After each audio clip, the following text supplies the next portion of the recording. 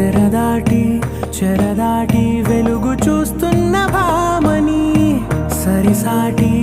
ఎదమీటి పలకరిస్తున్న శాముని ప్రియమారా గమనిస్తూ పులకరిస్తోంది ఆమెని కలబోసే ఊసులే విరబూసే ఆశలై నవరాత్రి పూసిన వేకువరేఖలు రాసిన దీనవన